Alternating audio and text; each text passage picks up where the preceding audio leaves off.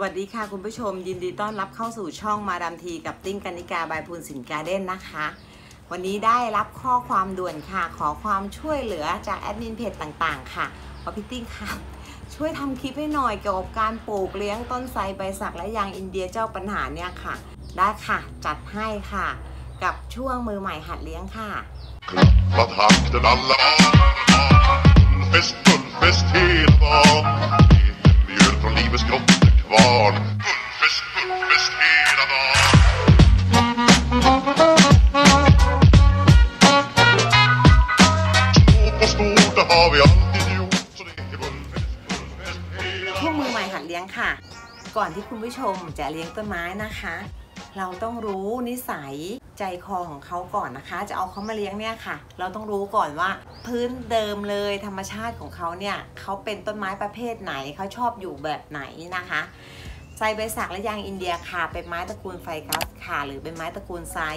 ตามธรรมชาติของเขาเป็นไม้แดดจัดค่ะเขาสามารถอยู่ในแสงแดดได้ทั้งวันเต็มวันตลอดเวลาเลยค่ะ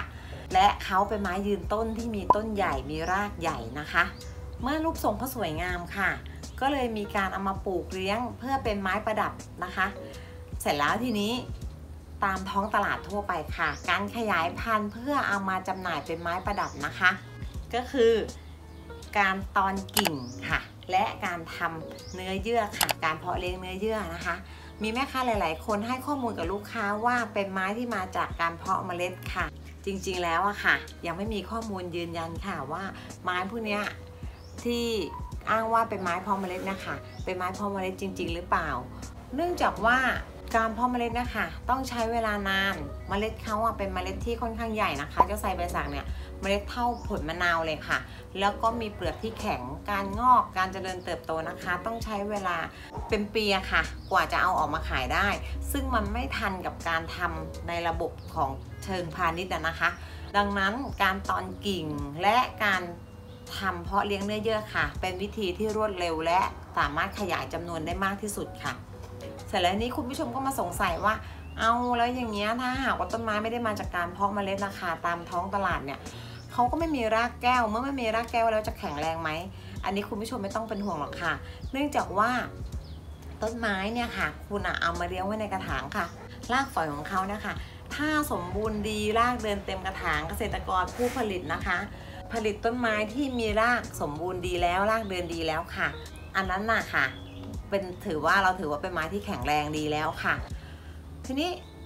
ลักษณะรูปทรงต่างกันยังไงล่ะคะเราจะทราบได้ไงว่าอันไหนเป็นไม้เพาะเลี้ยงเนื้อเยื่อและอันไหนเป็นไม้ที่เกิดจากการตอนกิ่งค่ะอันนี้ติ้งซื้อมาให้คุณผู้ชมดูนะคะอันนี้เป็นไทรใบสักที่เกิดจากการเพาะเลี้ยงเนื้อเยื่อค่ะคุณลองดูค่ะเนี่ยค่ะเขาจะมีใบเล็กๆนี่นะคะจากข้างล่างค่ะจากต้นกล้าจิ๋วๆที่อยู่ในขวดเนี่ยค่ะเขาก็ค่อยมีใบใหญ่ขึ้นค่ะจากไซส์ S M L L ตามขนาดใบที่เขาเจริญเติบโตขึ้นมาได้เรื่อยๆเนี่ยนะคะส่วนเจ้าไทรใบสักต้นนี้ค่ะเป็นต้นไม้ที่เกิดจากการตอนกิ่งค่ะคุณผู้ชมจะดูได้จากการที่ว่าเขามีใบใหญ่จากใบล่างขึ้นมาเลยค่ะเนื่องจากเขามีเป็นกิ่งไม้กิ่งหนึ่งที่ทำให้เกิดรากนะคะก็เอามาลงกระถางค่ะก็เป็นไม้ที่มีใบใหญ่อยู่แล้วนะคะเป็นไซส์ใหญ่อยู่แล้วก็เอามาตอนแล้วก็เอามาปลูกลงกระถางค่ะเสร็จแล้วทีนี้คุณผู้ชมก็บอกว่าอยากจะดูแล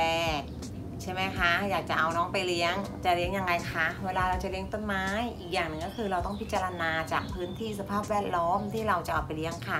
พื้นที่สภาพแวดล้อมนะคะก็แบ่งออกเป็น3กลุ่มค่ะคือกลุ่มแรกเลยคือคุณต้องการเอาไปลงดินนะคะกลางแจ้งในสนามค่ะกลุ่มนี้นะคะเวลาคุณซื้อต้นไม้ไปใหม่ๆเนี่ยเราไม่ทราบเลยว่าเกษตรกรเขาเลี้ยงเข้ามาแบบไหนเลี้ยงมาจากแดดจัดไหมหรือว่าเลี้ยงมาจากแดดร่มลำไรนะคะเพื่อความมั่นใจคุณก็ซื้อเสร็จแล้วคุณไปวางไว้ในมุมที่มีแสงแดดร่มลำไรก่อนค่ะหรือในบริเวณที่แสงแดดส่องถึงในช่วงเช้านะคะทางทิศตะวันออกค่ะรดน้ำดูแลเขาอยู่ในกระถางแบบเดิมเลยนะคะสังเกตอาการให้เขาพักผ่อนหลังจากที่เขาได้เดินทางขนย้ายมีการขนส่งมาเนี่ยนะคะประมาณ 15-20 วันค่ะคุณค่อยย้ายลงไปปลูกในพื้นดินจริงนะคะทีนี้การปลูกต้นไม้ชนิดนี้ค่ะถ้าหากว่าคุณมีพื้นที่ไม่มากนักนะคะบริเวณบ้านไม่มากนัก คุณไม่ควรลงดินเลยควรใส่เปลี่ยนกระถางให้ใหญ่ขึ้นแล้วก็วางไว้บนดินแบบนั้นจะดีกว่าค่ะเนื่องจากว่าไม้ที่เป็นพืชตระกูลไทรเนี่ยค่ะค่อนข้างมีรากที่ใหญ่นะคะแล้วก็แข็งแรงมันก็จะเกิดปัญหาการรบกวนโครงสร้างของตัวบ้านได้นะคะต่อมาค่ะกลุ่มที่2ก็คือกลุ่มคุณผู้ชมที่มีบ้านมีบริเวณนะคะและต้องการเอาเขาไปไว้ในบ้านนะคะแล้วก็มีบริเวณที่อยู่นอกบ้านด้วยอันนี้เลี้ยงต้นไม้ง่ายเลยค่ะเราก็ทำแบบนี้ค่ะคุณเคยเห็นนะคะที่ตามศูนย์การค้าหรือว่าในสถานที่ต่างๆที่เขามีการเอาต้นไม้เข้าไปจัดโชว์สวยๆอะค่ะเขามีต้นไม้2ชุดนะจ๊ะชุดแรกเลยเขาก็เอาไว้เลี้ยงด้านนอกตามสภาพปกตินะคะแสงแดดอ่อนๆรดน้ำวันเว้นวันนะคะดูแลตามสภาพปกติอีกชุดหนึ่งค่ะเขาก็จะไปไว้ด้านในบ้านนะคะเวลาเราเอาไปไว้ในด้านในบ้านเราก็รดน้ำให้ห่างขึ้นนะคะอาทิตย์หนึ่งรดน้ำแค่2 ครั้งค่ะ3 วันครั้งและ4 วันครั้งแบบนี้ค่ะหรือพิจารณาการรดน้ำจากดินที่อยู่ในกระถางนะคะถ้าหากว่าดินยังไม่แห้งคุณผู้ชมก็ยังไม่ต้องรีบรดน้ำนะคะเมื่อเรารดน้ำและอยู่ในบ้านประมาณ1 อาทิตย์ค่ะเราย้ายออกมาสลับค่ะต้นไม้ที่อยู่ด้านในบ้านนะคะช่วงที่เขาอยู่ในบ้านเนี่ยเขาก็ไม่ได้ปรุงอาหารใช่ไหมคะเมื่อเราสลับออกมาด้านนอกเขาก็จะได้ปรุงอาหารตามปกติค่ะคุณก็เอาออกมาด้านนอกแล้วก็เอาชุดด้านนอกนะคะสลับเข้าไปไว้ด้านในนะคะพอคุณเอาสลับเข้าไปไว้ด้านในแล้วคุณก็สลับกันดูแลด้วยนะคะพอชุดด้านนอกเนี่ยนะคะคุณก็รดน้ำให้เต็มที่เลยค่ะพิจารณาจากแดดนะคะแต่เวลาเราย้ายต้นไม้ออกมานะคะจากด้านในเอามาไว้ด้านนอกเนี่ยคุณต้องค่อยๆเอาออกมาไว้ค่ะไม่ใช่ว่าคุณเอาออกมาไว้เอาออกมาจากในตัวอาคารแล้วคุณจะไปไว้ที่แดดจัดๆเลยไม่ได้แล้วนะคะ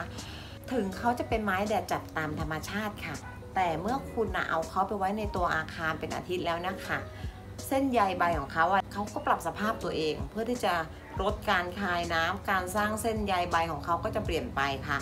การที่คุณเอามาปรับโดนแดดจัดเลยเนี่ยเขาปรับตัวไม่ทันก็จะเกิดสาเหตุใบไหม้นะคะนี่พอใบไหม้แล้วคุณจะทำยังไงพอใบไหม้แล้วเนี่ยคุณก็ไม่สามารถรักษาแผลเป็นนี้ได้แล้วค่ะเหมือนเวลาเราเป็นแผลเนี่ยค่ะมันก็จะเกิดแผลเป็นใช่ไหมคะถ้ามันน่าเกลียดนักเราก็ตัดใบนั้นทิ้งค่ะแต่ว่าจะให้กลับมาเขียวเหมือนเดิมจะทำยังไงคะใบถึงจะกลับมาเขียวเหมือนเดิมอันนี้เป็นคำตอบเลยนะคะตัดใบทิ้งเลยค่ะเวลาเขาอยู่ในบ้านเนี่ยนะคะคุณก็พยายามเปิดประตูหน้าต่างให้มีอากาศระบายหมุนเวียนดีด้วยนะคะ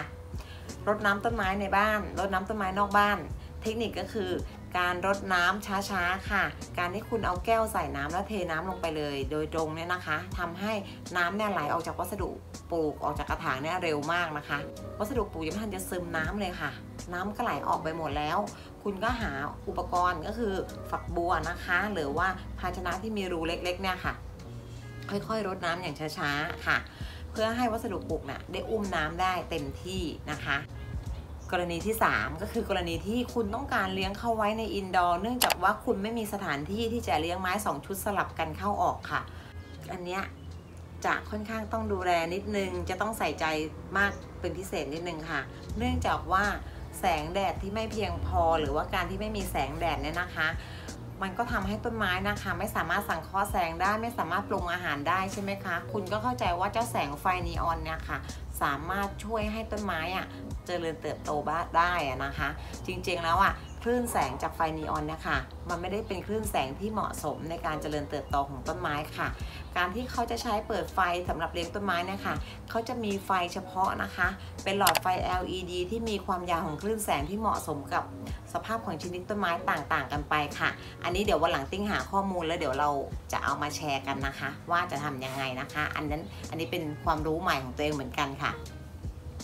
เสร็จแล้วทีนี้เราจะดูแลยังไงคะสำหรับไม้ที่แบบว่าไม่มี2 ชุดสลับกันได้อะไรแบบนี้ค่ะไม่มีที่จะเอาออกไปสลับเลี้ยงแบบนี้วันไหนที่คุณว่างคุณก็เอาเขาค่ะ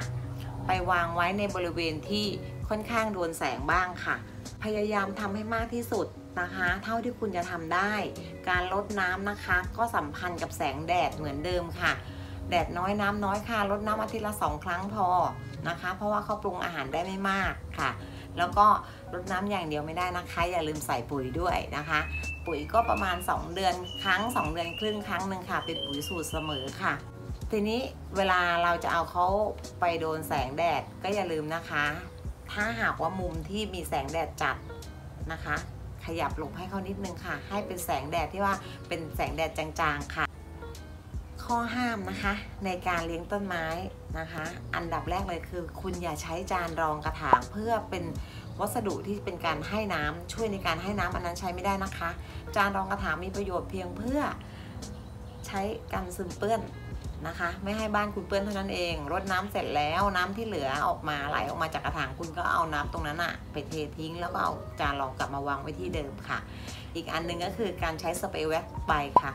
สเปรย์ที่ใช้แว็กซ์ใบนะคะมีปัญหากับระบบการระบายถ่ายเทคายก๊าซออกซิเจนให้ของต้นไม้เนี่ยนะคะเพราะงั้นพืชซึ่งอยู่ในตัวอาคารแล้วเนี่ยปรุงอาหารได้น้อยแล้วคุณเอาสเปรย์ไปอุดปากใบเขาอีกนะคะมันยิ่งทำให้เขาปรุงอาหารไม่ได้สุดท้ายแล้วเขาก็จะตายค่ะอีกอันนึงก็คือปุ๋ยค่ะติ๊กไม่แนะนำให้คุณผู้ชมใช้ปุ๋ยที่มาจากมูลสัตว์ปีกค่ะเช่นปุ๋ยขี้ข้างคาวหรือว่าปุ๋ยที่มาจากมูลของไก่นะคะเนื่องจากว่าสัตว์พวกนี้เป็นสัตว์ที่อาจจะมีการนำพาไวรัสได้ค่ะอันนี้เราเป็นห่วงในเรื่องของสุขภาพค่ะเนื่องจากว่าคุณเอาเขาเข้าไปไว้ในตัวอาคารซึ่งเป็นบริเวณที่มันสถานที่มันค่อนข้างปิดนะคะคลิปนี้จะยาวนิดนึงนะคะเพราะว่ารายละเอียดจะเยอะมากเลยคุณค่อยๆดูค่อยๆพิจารณาค่ะแล้วก็อีกเรื่องหนึ่งเราก็จะมาบอกถึงเรื่องปัญหาของเจ้าไซเบสักและยางอินเดียที่คุณมักจะพบเจอปัญหาเหล่านี้ค่ะปัญหาก็คือ1ปัญหาที่เกิดจากใบไหม้ค่ะปัญหาที่เกิดจากใบไหม้นะคะก็คือว่าสาเหตุนะคะคือคุณเอาเขาไว้ในบริเวณที่อับลมไม่มีอากาศถ่ายเทไม่มีอากาศหมุนเวียนค่ะก็จะเกิดใบไหม้นะคะหรือการที่คุณเอาต้นไม้เนี่ยไปโดนแสงแดดนะคะย้ายต้นไม้จากในบ้านออกไปโดนแสงแดดจัดทันทีทันใดนะคะโดยไม่มีการปรับแสงค่ะอันนี้จะทำให้เกิดใบไหม้เป็น2กรณีค่ะในกรณีที่คุณไว้ในอินดอร์มาหลายวันแล้วนะคะอับลมเงี้ยค่ะคุณก็ต้องเปิดให้มีการระบายถ่ายเทลมได้ดีค่ะก็จะทำให้ต้นไม้ปราศจากโรคพืชในกรณีเชื้อรานะคะอันที่2ก็คือใบห้อยใบตกก้านนิ่มค่ะอันนี้เกิดจากก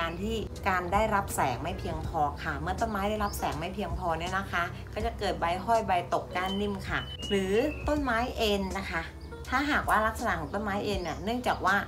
เขาได้รับแสงแดดไม่พอค่ะเราก็หมุนกระถางต้นไม้ค่ะให้ได้รับแสงทั่วๆนะคะให้เป็นวงกลม360องศาค่ะจะปรับต้นไม้หมุนเปลี่ยนด้านบ้างนะคะต้นไม้ก็จะจัดตัวเองให้ยอดเขาตรงขึ้นมาได้เองค่ะอันที่3นี่สำคัญค่ะซึ่งเป็นสาเหตุที่ทำให้ต้นไม้ตายก็คือโรคเชื้อราโรครากเน่านะคะในรากพืชเนี่ยนะคะเราจะรู้ได้ยังไงนะคะในเมื่อรากเขาอยู่ในกระถางนะคะอาการก็จะโชว์มาที่ใบเลยค่ะเมื่อต้นไม้ไม่สบายเขาจะฟ้องเราออกมาที่ใบเลยค่ะเมื่อใบร่วงค่ะเราก็สังเกตได้เลยต้นไม้ใบร่วงเนี่ยเป็นเพราะอะไรคะเป็นเพราะว่าคุณกระหน่ำรดน้ำค่ะรดน้ำเยอะเกินไปโดยที่ว่าไม่ได้ให้ความสำคัญของแสงแดดและสายลมที่มันสัมพันธ์กันกับการให้น้ำค่ะคุณต้องให้ความสำคัญตรงนี้เป็นปัจจัยหลักเลยค่ะเพราะว่าถ้าหากว่าแดดน้อยใช่ไหมคะน้ำที่คุณลดลงไปเนี่ยพืชกินไม่มากค่ะเขาไม่ได้สังเคราะห์แสงเยอะเขาก็จะใช้น้ำน้อยนี่น้ำเหลือค่ะรากก็จะเน่าใช่ไหมคะเมื่อรากเน่าเนี่ยรากเนี่ยเป็นบริเวณที่เขาดูดน้ำขึ้นมาเลี้ยงลำต้นเลี้ยงใบใช่ไหมคะเมื่อเขาดูดน้ำมาเลี้ยงลำต้นเลี้ยงใบไม่ได้เพราะปากเขาเจ็บเนี่ยค่ะเขาก็กินไม่ได้เขาก็เลยทิ้งใบร่วงคุณก็เข้าใจว่าเขาร่วงเพราะว่าคุณให้น้ำน้อยไปเหรอมันแห้งไปเหรอคุณก็รดน้ำเข้าไปอีกนั่นคือการซ้ำเติมต้นไม้เลยค่ะเมื่อคุณเห็นต้นไม้มีลักษณะอาการแบบนี้สิ่งที่คุณต้องทำทันทีเลยนะคะก็คือคุณจะต้องย้ายต้นไม้ต้นนี้ค่ะออกไปรับแสงบริเวณที่มีแสงแดดลำไรและมีอากาศหมุนเวียนดีค่ะสิ่งต่อไปนะคะคือคุณต้องทำให้วัสดุปลูกในกระถางเนี่ยแห้งให้ได้ค่ะวิธีการที่ทำให้วัสดุปลูกแห้งก็มีอยู่2วิธีค่ะคือ1คุณหยุดรดน้ำค่ะพักการรดน้ำค่ะสักประมาณ 3-4 วันนะคะให้วัสดุปลูกเขาแห้งแล้วก็ค่อยๆรดน้ำใหม่ รดน้ำให้แค่ต้นไม้พอชื้นพอประคับประคองให้เขารักษาตัวเองให้รากเขาหายป่วยให้หายเจ็บนะคะงอกรากใหม่ขึ้นมาเดี๋ยวเขาจะสร้างใบใหม่ขึ้นมาเองค่ะอีกวิธีหนึ่งนะคะที่เป็นวิธีที่เร่งด่วนเลยนะคะคุณก็เปลี่ยนวัสดุปลูกเลยค่ะหรือกระถางออกมาค่ะเปลี่ยนดินติ้งชอบวิธีนี้ค่ะเพราะว่าเราก็จะได้สังเกตดูนะคะว่าเอาจริงไหมล่ะว่าต้นไม้มันรากเน่าจริงหรือเปล่าเก็บรากเน่าๆออกค่ะเปลี่ยนดินใหม่ค่ะดินเก่าทิ้งเลยค่ะเพราะว่ามันอาจจะมีเชื้อโรคเชื้อราที่ค้างอยู่ใช่ไหมคะเราอย่าเอามาใช้ซ้ำเลยเราก็เปลี่ยนดินใหม่ค่ะแล้วเราก็รดน้ำให้น้อยลงนะคะเท่านี้เองค่ะ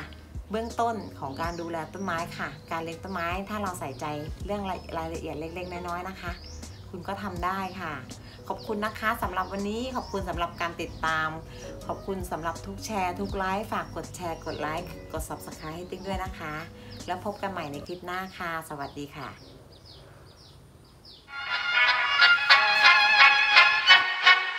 Klappat takten alla Bullfest hela dagen Mjöl från livets grottekvarn Bullfest hela dagen